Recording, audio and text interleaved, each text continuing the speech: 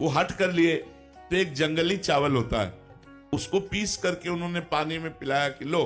तो उनका नहीं, ये दूध नहीं है। तो उनका अगर तुम्हें दुग्ध ही पान करना है तो भगवान शंकर की आराधना कर। बड़े आवेश में कहा, और जो चाहेगा तुझे प्राप्त होगा। तो उनका मां, फिर मुझे आराधना का नियम बताओ। तो उन्होंने नियम बताया और पंचाक्षरी मंत्र उनको दिया। वो 10,000 वर्ष तक दाहिने पैर के अंगूठे केवल खड़े होकर पंचाक्षरी मंत्र हाथ उठा के जपते रहे 10,000 वर्ष तक। भगवान शिव प्रसन्न हो गए।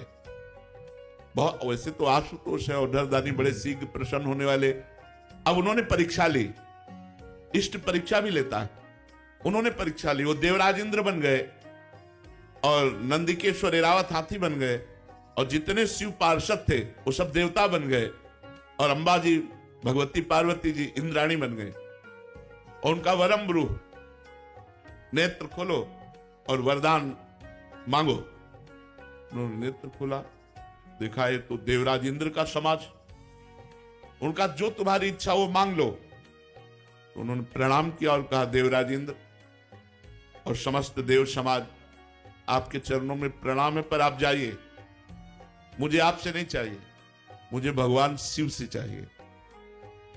क्योंकि भगवान शिव ही थे तो उपहास करने लगे। तो उनका सावधान, मैंने ना आपको बुलाया है ना मैंने आपसे मांगा है, आप स्वयं आए हो तो हम आपको नमस्कार करके वापस भेज रहे हैं। पर यदि आप हमारे इष्ट की निंदा करेंगे तो आप ऐसा ना समझिए, हमारे इष्ट के मंत्र में इतनी ताकत है कि मैं एरावत सहित तुम्हें अभी भस्म कर दूंगा।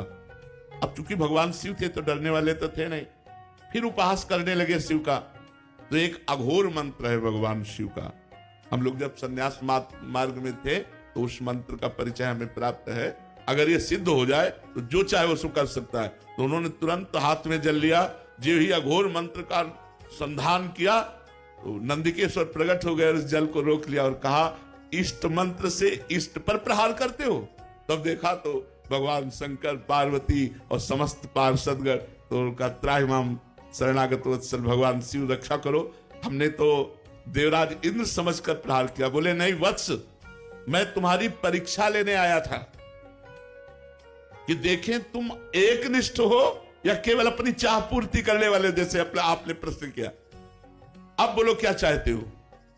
तो उनका जो हमारी कामना थी उसकी पूर्ति होनी चाहिए। तो उनका क्षीर समुद्र से, जिसमें भगवान शयन करते हैं, उस क्षीर समुद्र से रोज तुम्हें दुग्ध आएगा और अजरश्चैव अमरश्चैव, और जब तुम हमें याद करोगे मैं प्रकट हो जाऊंगा। तो अनन्य निष्ठा से ही वस्तु की प्राप्ति होती है।